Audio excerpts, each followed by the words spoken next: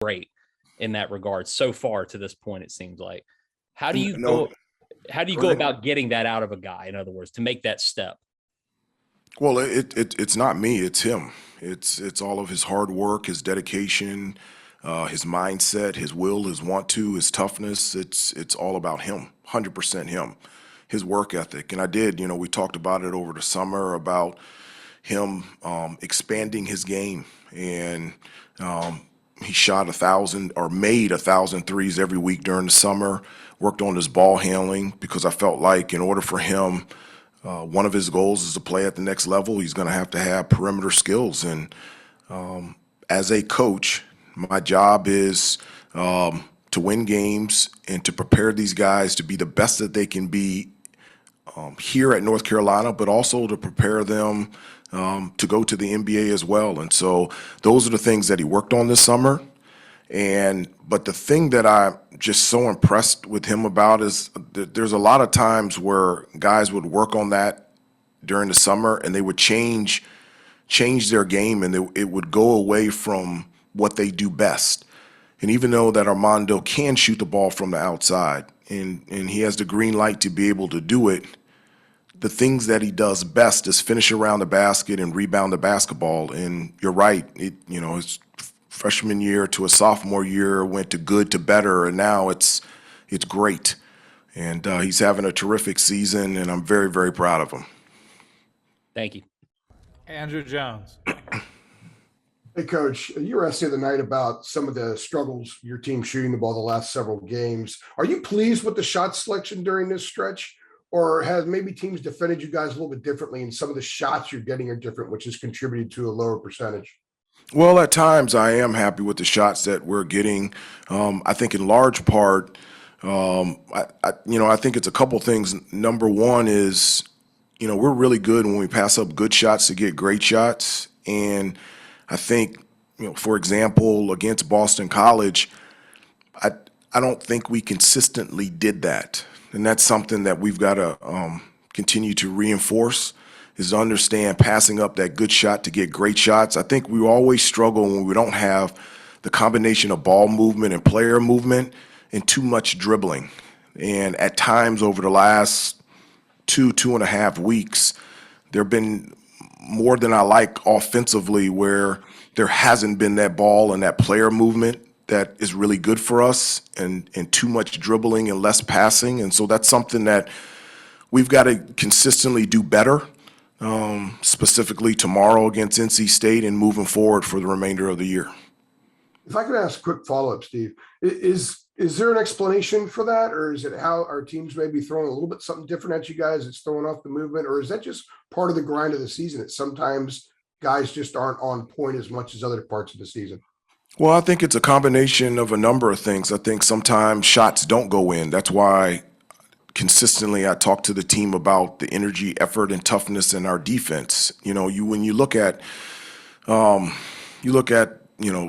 not a big stat guy, but you just look between the 14 wins compared to the 6 losses. The things that glare out to me is, the defense, the difference of defenses that we play when we win compared to losses, the way that we rebound the basketball compared to the wins into the losses, and the way that we take care of the basketball compared to the wins into the losses. So those are things that you have control over, and those are the things that allow you to put yourself in a position to win basketball games.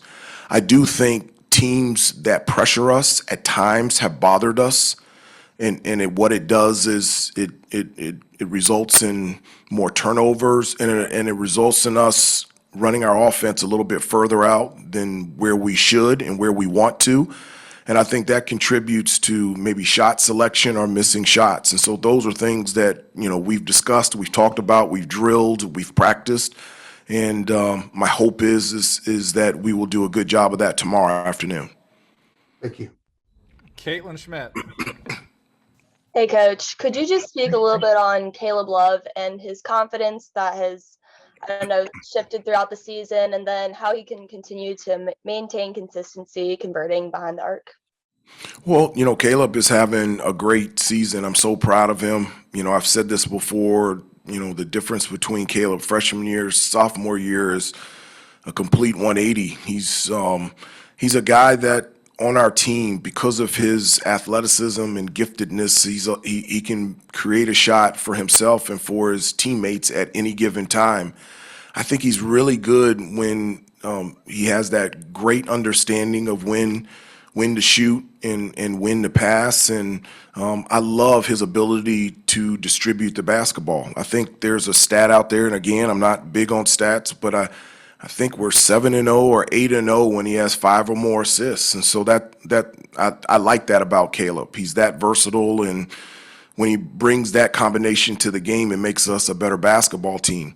He's also a very gifted on-ball defender. And so he does a terrific job of guarding, the top perimeter players on the opposing team, and he likes and takes that challenge.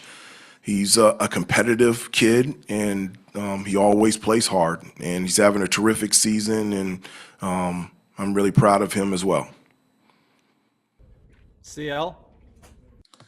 Hi, Hubert. Just a quick kind of, I was wondering if there's an update on Dawson Garcia. There isn't an update on Dawson. He will not be playing tomorrow.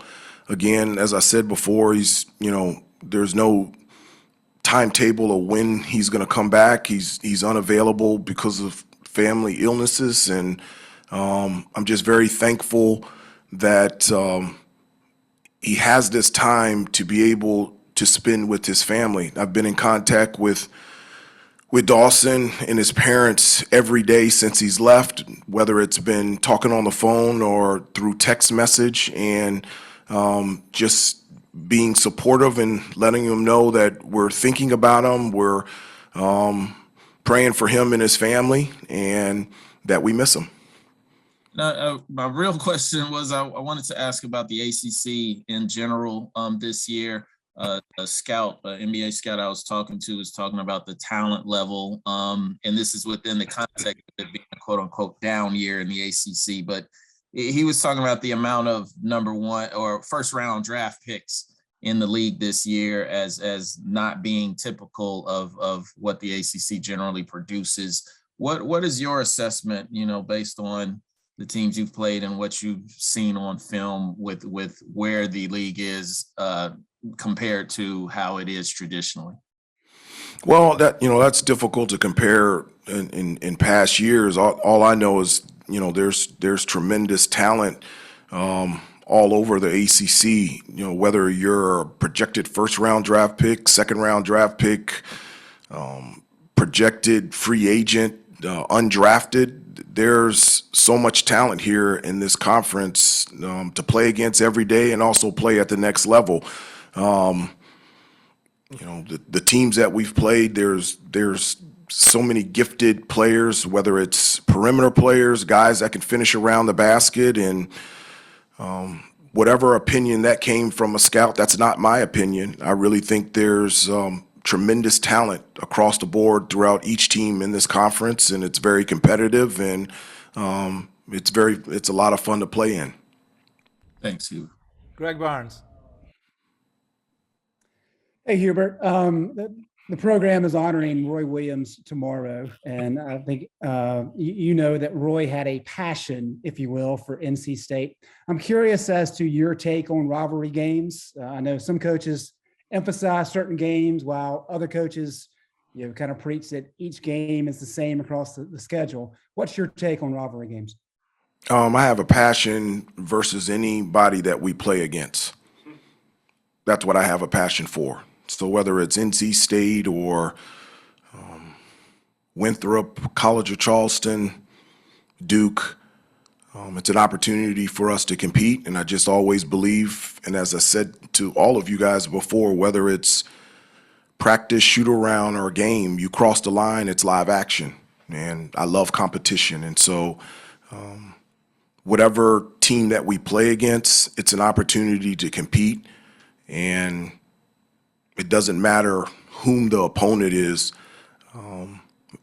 I just love to compete. Is that mindset born out of your NBA tenure where you played so many games over so many periods of years? No, that's just the way that I was brought up, and that's the way that it was reinforced in here at Carolina. As I said before, as I grew up, my parents preached this, and it was reinforced here with Coach Smith and Coach Guthridge, is that things that you have control over is the preparation and the process and the practice. And so, yes, you have goals, you have things that you want to achieve, but none of those even have a chance of being achieved if you don't take care of the preparation, the process, and the practice. And so those are things that I've always focused on, whether it's in basketball or anything else in life. And that's the way that I coach, and those are the things that I tell the team. And I believe in that. Thank you. Adam Smith. Hubert, I wanted to ask you about the 82 teams reunion tomorrow, just what your memories were of that team. I think you would have been about 11 or 12, maybe. Yeah, I do. Yeah, Assuming you would have been pretty fired up about them winning it all. Just what do you remember about that team and what stands out? I remember I was very upset with my parents because I was a Boy Scout, and we had a Boy Scout meeting that night, and I wanted to skip it so I can see the national championship game. And my parents said, no, you made a commitment. And so since you made the commitment to be a part of the Boy Scouts, regardless of how much you want to cheer on the Tar Heels and watch the game, if you say that you're going to do something, then you have to live up to it. So I had to go to the Boy Scout meeting, and I came home and I got to watch the second half. So I never got to watch the first half. So I was very upset with my parents for teaching me what integrity meant. And I got there at halftime and saw the second half, and I saw North Carolina beat Georgetown. You just missed a lot of Patrick Ewing goaltending, so it's okay. Yeah, Will everybody be back for that? Like the living members, like people who may or may not own the Charlotte Hornets, will they all be back? I'm not sure, but I hope so. That would be great. I'd like them to play tomorrow. Thank you. Yeah. Got time for two more real quick questions before we get RJ in here. Charlie Mickens and then Art. Good afternoon, Hubert. As Greg touched on, Universal will be honoring Coach Roy Williams tomorrow. Just speak on the big thank you that he'll be getting and what he means to you. Well, yeah, I mean, it's great that, tomorrow that we're honoring Coach Williams, but it's not just a ceremony for at halftime. It's for a lifetime. It's just a number of things that not only apart from wins and losses, probably the biggest impact that Coach Williams has made is on the lives of the players that he's coached here and before he came here at Kansas. And just specifically for me, he was the one that has twice given me an opportunity and a chance. I mean, he was the one that recruited me out of high school. He was the one that told Coach Smith and Coach Guthridge that he felt like that I was good enough to play here. And I really think his opinion swayed Coach Smith in offering me a scholarship. And then while I was with ESPN 10 years ago, he gave me a chance and gave me an opportunity and hired me as one of his assistants. And I got a chance to be an assistant under him for an unbelievable 9 years. And then his support for me being the next head coach. He's always given me a chance and an opportunity. And so I think it's great that we're celebrating him tomorrow at halftime, but he deserves to be celebrated every day. And every day he steps in this gym, and it'll be a great ceremony, and we're very, very proud of him. Last one for Coach Davis. Art. Hubert, maybe I should wait till Thursday to ask this question, but I was just wondering, are there any plans or talk about doing something for Coach K when he comes in here on the 5th, like give him a rocking chair or something?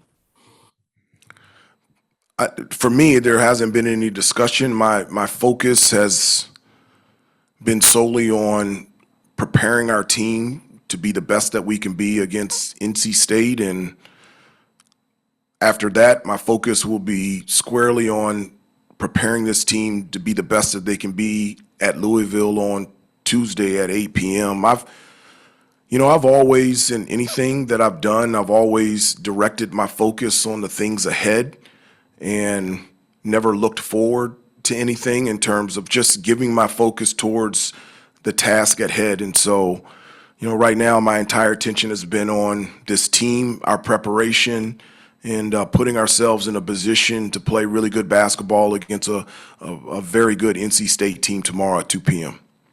Yeah, I know. Thank I you, would hope Coach Davis. We are good, and we get RJ in here right now. He's ready. Thank you.